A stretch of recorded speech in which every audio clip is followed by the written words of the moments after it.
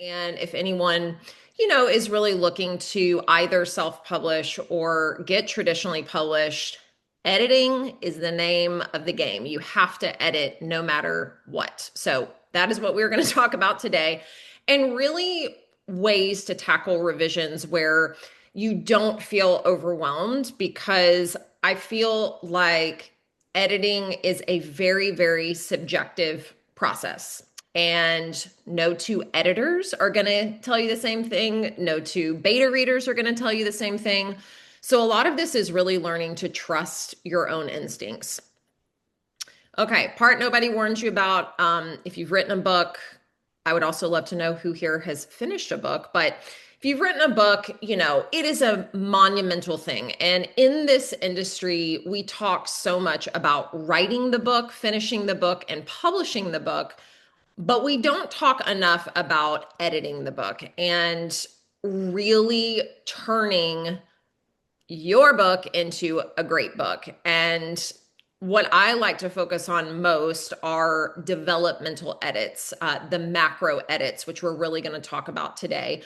As an early writer back in my 20s, I made the cardinal rule or the cardinal mistake of just finishing a draft and being like, okay, I'm going to submit it. It's ready. It's ready to submit to an agent. And, I would go through it myself, but I was so eager to be published that I was not willing to take the time to truly understand what the editing process looks like, why it's so important, and also learn that once I got traditionally published, my book was going to pass through so many different people's hands, that if I didn't have my own skills honed as an editor and a writer, that I was just going to let everybody's opinion influence my book. So editing, yes, it's so great to take feedback, but like I said, really learning to become a critical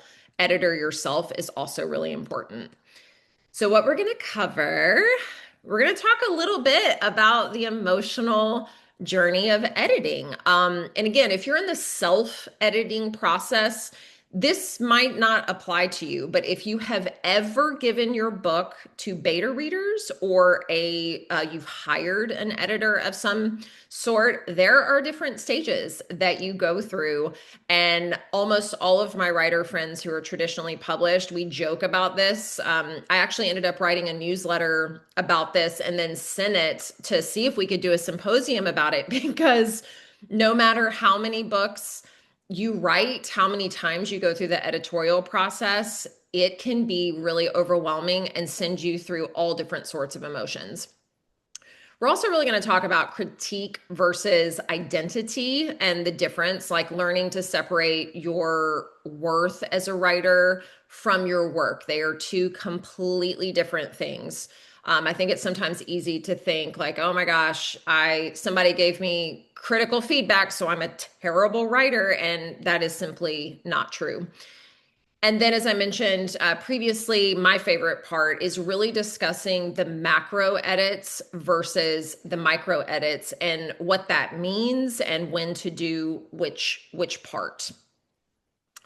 The restructuring without breaking. I think the hardest part of editing a manuscript, especially fiction, is looking at the whole thing. You're looking at 300 pages and understanding how to tear it apart, put it back together, especially if you have other opinions involved, while protecting the original heart of the story or your original intention. Sometimes if you get too many cooks in the kitchen, you might lose the original thread of the story itself. So again, learning to understand what story it is that you want to tell and what feedback you're going to take, what feedback you're going to leave. Trusting your voice. So what I just said, this is just huge. I made a really big mistake as a debut author when my first novel, Not Her Daughter, came out. I was so passionate about this book. I was so excited about it. And my editor, I turned it in and she wanted me to change the ending. And I was adamant. I was like, no, if I change the ending, readers are really going to have a problem with this. I can feel it. but I felt pressure as a newer writer to do what my editor wanted me to do, and I changed it. And I got so much reader feedback about that book because of the ending. So that really taught me to truly trust my instincts. I worked with that editor for three more books after that, and we had very honest conversations about taking her feedback, but learning to ultimately listen to myself. And then lastly, we're going to go over just self revision strategies for writers. If you are someone who is never really going to hire an editor before you submit, this is really good information for you. But hopefully, all of you will work with an editor at some point.